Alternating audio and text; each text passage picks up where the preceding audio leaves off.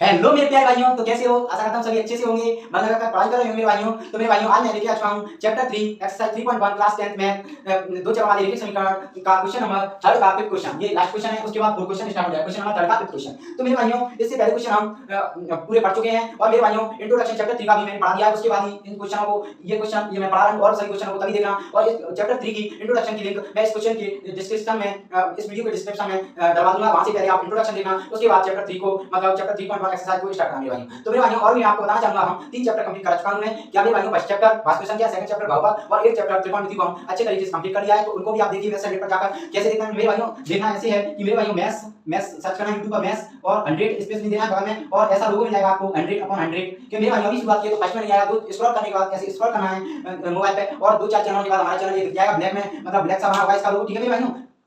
तो मेरे भाइयों, अब क्या है, हम शुरुआत करेंगे, ज्यादा टाइम नहीं लूंगा मेरे भाइयों। अच्छे से पढ़ाई करो मेरे भाइयों। सॉल्व करेंगे क्वेश्चन नंबर थर्ड का फिफ्थ क्वेश्चन मेरे भाइयों। तो फिर क्या किया, अनुपात a1/a2 b1/b2 और c1/c2 की तुलना कर ज्ञात कीजिए कि निम्नलिखित समीकरणों के योग संगत हैं या असंगत। तो मेरे भाइयों, संगत असंगत मैं आपको पहले पढ़ा चुका हूं इंट्रोडक्शन में, और भी क्वेश्चनों में पढ़ाया है मैंने। तो मेरे भाइयों, संगत असंगत शॉर्ट में आपको बता देता हूं। तो संगत क्या होता है मेरे भाइयों, संगत होता है मेरे भाइयों, और भी मैं क्वेश्चन कराऊंगा तब आपको समझ आ जाएगा संगत असंगत। तो मेरे भाइयों, संगत असंगत क्या होता है।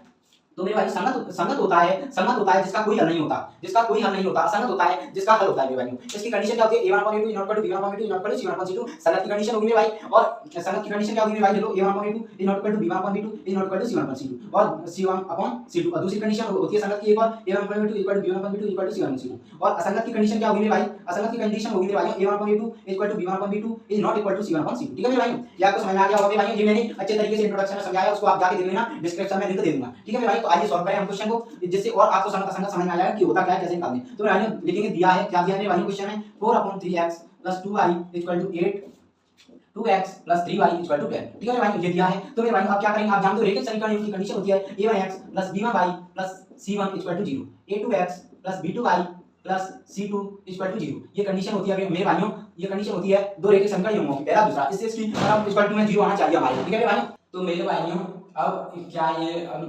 a1x + b1y + c1 = 0, a2x + b2y + c2 = 0। मतलब ये कंडीशन मैंने अपने मन से नहीं ली, ये कंडीशन होती है रेखीय समीकरण योगों की।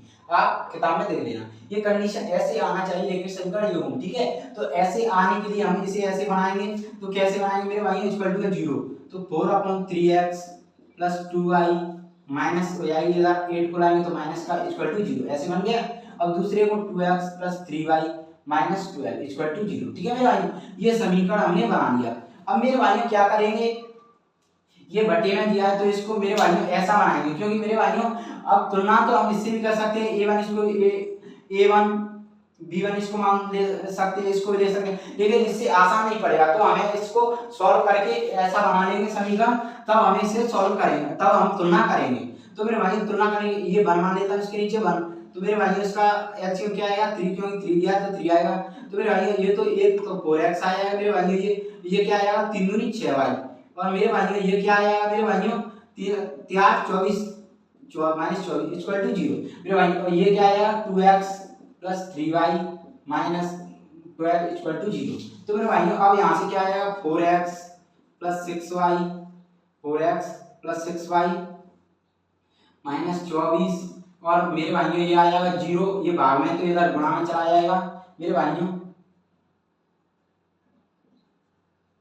ठीक है मेरे भाई, ये क्या है, ये तो यही आ जाएगा, क्योंकि ये तो समीकरण बना हुआ है 2x + 3y - 12 = 0। ठीक है मेरे भाई।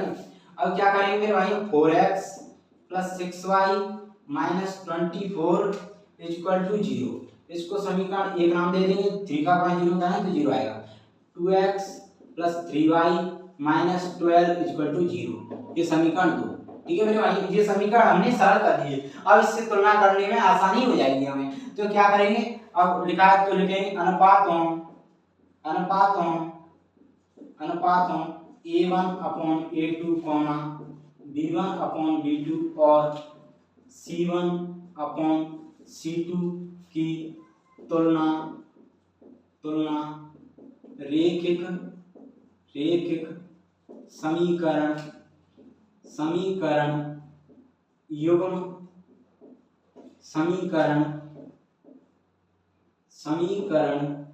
समीकरण 1 व 2 से। ठीक है, 1 और 2 से तुलना करेंगे मेरे भाइयों तो क्या आएगा मेरे भाइयों, तो a1 इक्वल टू, आप जानते हैं x का गुणांक a1 होता है, a1 4, b1 y का गुणांक हुआ पहले समीकरण में पहला होगा तो पहला मानेंगे तो पहला a1 है, b1 ऐसे मान लो, चाहे इसको पहला मानेंगे तो ये a1 हो जाए, ये a2 हो जाए, ऐसे ठीक है।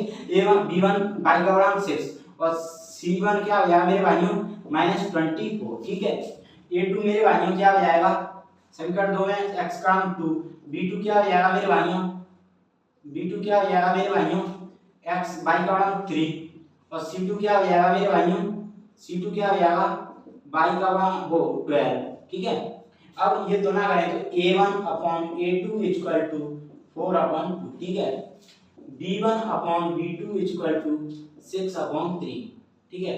c1 upon c2 equal to -24 upon 12, ये क्या है 12 एकम, ये माइनस माइनस कर दिया, 12 एकम 12, 12 दूनी 24, ये क्या हो जाएगा 3 एकम 3, 3 दूनी 6, ये कैसे 2 एकम 2, 2 दूनी 4, ठीक है।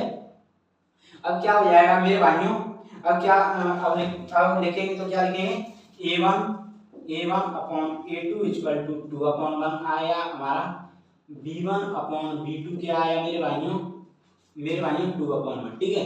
c1 अपॉन c2 क्या आया मेरे भाइयों 2 अपॉन 1। तो जैसा कि आप देख पा रहे होगे मेरे भाइयों, ये a1 upon a2, b1 upon b2 और c1 अपॉन c2 के मान बराबर आ रहे हैं, मतलब 2 अपॉन 1, 2 अपॉन 1, 2 अपॉन 1, ठीक है। तीनों बराबर आ रहे हैं, तीनों की वैल्यू बराबर आ रही है, तो मैं इन्हें कैसे लिख सकता हूँ मेरे भाइयों, मैं इन्हें ऐसे लिख सकता हूँ मेरे भाइयों, कहो ऐसे लिख सकता हूँ मेरे भाइयों, तीनों को बराबर, तो तीनों बराबर है तो इनको ऐसे लिखा जा सकता है, क्या बिल्कुल लिखा जा सकता है आपके साथ। तो मेरे भाइयों ये बोर्ड अब कम पड़ गया है तो देखने में दिक्कत आई तो मैं इधर ले लेता हूँ इसको, ठीक है मेरे भाइयों। तो इधर लाइनें खींच लेते हैं मेरे भाइयों, लाइनें खींच लेते हैं मेरे भाइयों। तो मेरे भाइयों इसको मैं पहले लिख लेता हूँ, ये लिखा a1 upon a2 equal to b1 upon b2 equal to c1 upon c2। तो मेरे भाइयों ये हमने लिख लिया। अब क्या करेंगे मेरे भाइयों, ये कंडीशन आप जानते ही हो किसकी बन रही है, तब रेखाएं कैसी होंगी, रेखाएं संपाती, क्योंकि आप जानते हो ये संपाती की कंडीशन होती है, रेखाएं संपाती होंगी। तो रेखिक समीकरण कैसा होगा, अतः रेखिक समीकरण युग्म कैसा होगा मेरे भाइयों, युग्म संगत होगा, संगत होगा, रेखिक समीकरण युग्म संगत होगा। तब रेखिक समीकरण युग्म कैसा होगा मेरे भाइयों, संगत होगा। क्योंकि आपको थोड़ा समझा दूं, a1 upon a2, b1 upon b2 और c1 अपॉन c2, अगर आपसे पूछे ये प्रच्छेदी समांतर या मतलब रेखाएं पूछे तो ये संपाती होगी, ठीक है मेरे भाइयों। अगर रेखाएं पूछे देखो मेरे भाइयों, थोड़ा मैं क्या है आपको समझा देता हूँ, a1 upon a2 equal to b1 upon b2 equal to c1 upon c2 है। अगर ये कंडीशन रेखाएं पूछे तो ये क्या हो जाए, संपाती। रेखाएं पूछे तो संपाती बोलेंगे इसको, रेखाएं पूछे तो, ठीक है।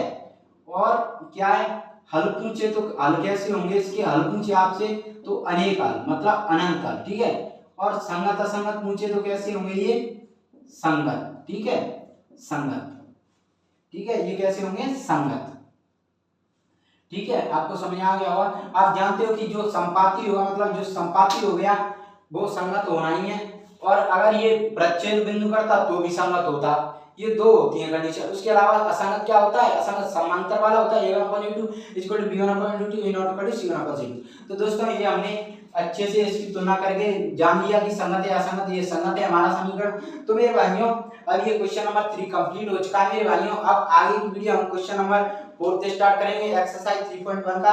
अगर समझ में आया होगा मेरे भाइयों तो आप चैनल को मैथ्स एंड को सब्सक्राइब कीजिए, लाइक कीजिए एंड शेयर कीजिए, और लाइक कीजिए, शेयर कीजिए एंड सब्सक्राइब कीजिए, ठीक है मेरे भाइयों। और मेरे भाइयों एक बात मैं जरूर बताना चाहूंगा, अगर आपको किसी भी क्वेश्चन जहां तक मैंने पढ़ाया है उनमें डाउट आए तो मेरे भाइयों बेझिझक आप कमेंट में लिख देना, मैं इसे और अच्छे से समझाने का प्रयास करूंगा और अच्छे से समझाऊंगा।